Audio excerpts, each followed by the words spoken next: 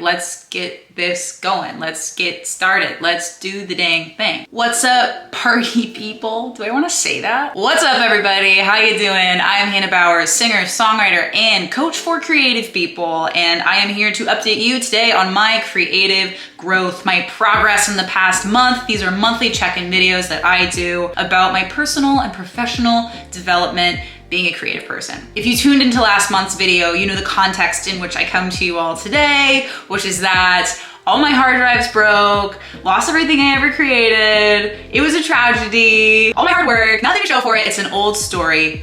I'm over it. We're done. Because when something like that happens, it just means it's the end of an era. No living in the past, no looking back, eyes on the prize, look ahead, because we all know that an ending is just really a new beginning, as cheesy as it sounds. So in this video, we are talking about starting over. So sit back, relax, and enjoy. In the deep depths, is it ironic to say that? In the depths of my despair, grieving my hard drives, I somehow found an intense spark of motivation, because the message that came along with the emotion of despair, because hint, hint, all our emotions are actually just coming to us with messages that we can choose to listen to and base our actions off of. Little emotional intelligence drop there. The message that my despair was telling me was that I lost something that was very, very important to me. But if it meant so much to me, why didn't I release it? Because I was waiting. I was waiting for the right song. I was waiting for the right time. I was waiting to be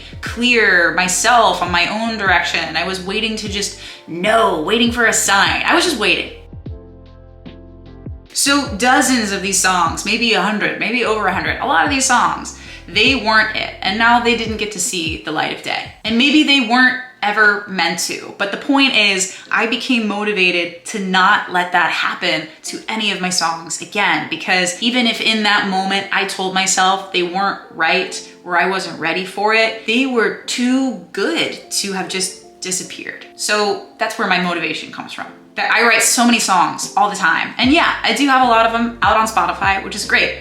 But I only have a fraction, a teeny tiny fraction of every song that I've ever written, produced, worked on out. And therefore only a fraction of myself can be understood by someone when I say, go listen to my music. When there is so much more to me that I have to share, that I want to share, that I am now motivated to share as much as I can. So see how we did that? We transformed our feelings of despair because we were in a situation that we perceived as really bad. And then we took that to change our perspective on the situation. We flipped it around, and then our emotions changed too. And then now my actions are influenced by my emotions. Part 2 of the emotional intelligence lesson that I'm just squeezing in right there. So then HB, what did you do this month? I dove right back into music making, co-writes, hitting up everybody for a session, trying to get people to send me stuff to lay down vocals on, just trying to get active with the plan of just starting to churn this stuff out, which, side note, is not the be-all end-all strategy for any given artist or songwriter. This is my unique path based off of my goals and my values to release as many songs as I possibly can. So if you're an artist or a songwriter trying to figure out your release strategy, base that off of your goals and your values and where you are in this moment. Don't listen to me and what I'm doing. You can take some wisdom from it, but I can release another video on release strategies in music, being an independent musician. I don't know. Anyway, back to the storytelling. So I songwriting hustled my little booty off in the month of July. I got some songs going. I had some sessions. It was really fun. I actually scheduled my first collaboration to be released with my friend Sage Hatfield, August 25th. I have the first single of the bunch coming out. It's called I Thought You'd Never Ask! Exclamation point. I'll put a link down there. And then I closed this very musical month with a show for the local deadbeat agency at Find the Good Productions in Santa Ana, which if you watched one of my earlier videos this year, you know I did that exact same thing a few months ago. And for good reason, because local deadbeat is a homie and puts on amazing shows, and because Find the Good is a really awesome music venue and they have really good sound. Shout out sound person Alex. The lineup was fire. I made so many friends. It was just a wonderful musical evening. And then that's also got me on this momentum of I want to book more shows. So if you're in LA, look out for that. I'm going to try to get some stuff on the calendar. I also want to stress what a really big moment this is for me, coming out of a year and a half of just focusing on developing my business and becoming self-employed so that I could have the flexibility and freedom to focus on my artistry. I sacrificed not being able to work on my music for a little period of time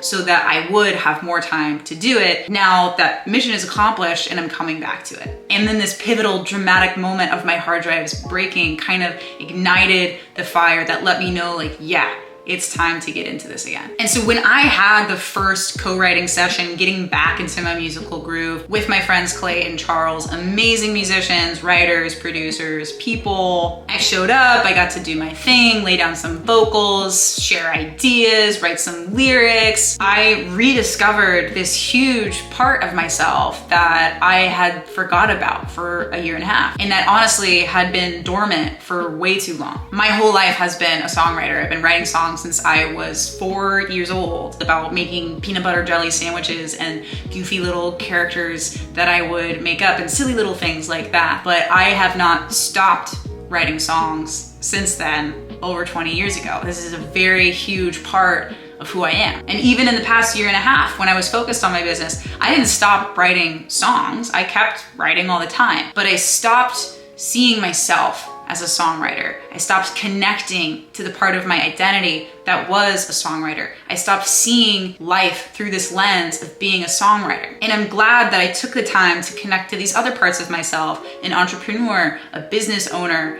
a CEO, a coach. Those are also really cool parts of myself that I'm glad that I got to foster and grow. And I think that's going to help me so much in my life, especially now that I bring back songwriter into the mix and I get to be all of those things at the same time. And it's such a cool feeling that I wish I could somehow explain to you, reconnecting to a part of yourself that you've forgotten, that is a part of who you are. It's like coming back home to yourself, to a piece of you where you feel seen and understood and validated and safe and just natural. So that's what's been up with me for the past month. And I want to, as always, turn this back to you to share the wisdom that I got from this experience and how I can share that to something that you might relate to in your own life. And on that note, let's talk about identity.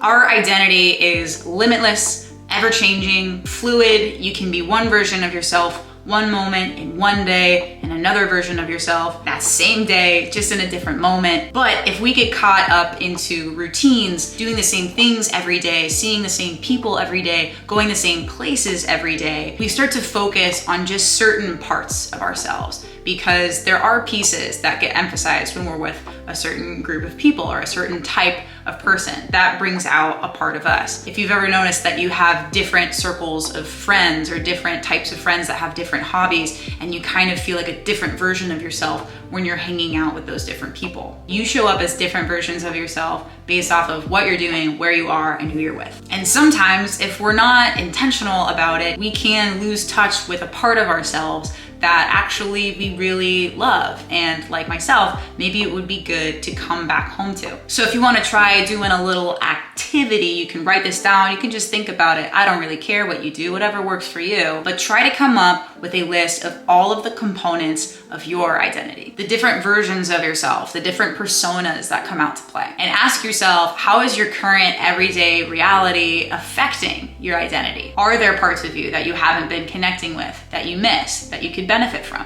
Is it possible to incorporate those lost pieces of yourself into your life now? What would that look like? For example, I talk to a lot of creative people that have maybe gotten a full-time job and don't create as much as they would like to anymore. Maybe they used to have more time, maybe they studied it in school, maybe they lived around people that were also creative, but now that changed and they're just doing less of it. As a result of no longer creating every day or being around creative people every day, they feel less creative in their everyday life. And as I've talked about before, creativity doesn't just show up when you're making your art. Creativity is in everything you do. It's in how you talk to other people. It's in how you show up as a person, how you view the world, how you solve problems, the things that you think about. So with that example in mind, what pieces of your identity are showing up every day? Is that version of yourself working to create your ideal life? Coming back to the video that I did at the top of 2023, creating your ideal world, we had an exercise where I had you come up with what that would look like in a sentence form. For example, for me, mine was, I create a life of beauty, love, abundance, and joy. For me to easily create that life, I need to be creative. I literally have the word create in the intention that I set. Creativity is necessary if what I'm seeking to do is create. So given whatever your intention is for what your ideal reality, your ideal world, your ideal life is, how do you need to show up to create that? Who do you need to be to create that? So for me, getting back into songwriting and actively pursuing music and connecting to the musical part of myself is going to really exercise my creativity muscle so that I can seek to achieve this life that I want to create for myself. So that is what I'm focused on this month. And of course, I will be back in another month to update you on how that goes for me. So in the meantime, once again, look out for that song by me and Sage Hatfield coming out August 25th. I thought you'd never ask. Take care of yourselves, do what you need to do, explore your identity, have so much fun, keep creating. Take care and peace out. There he is.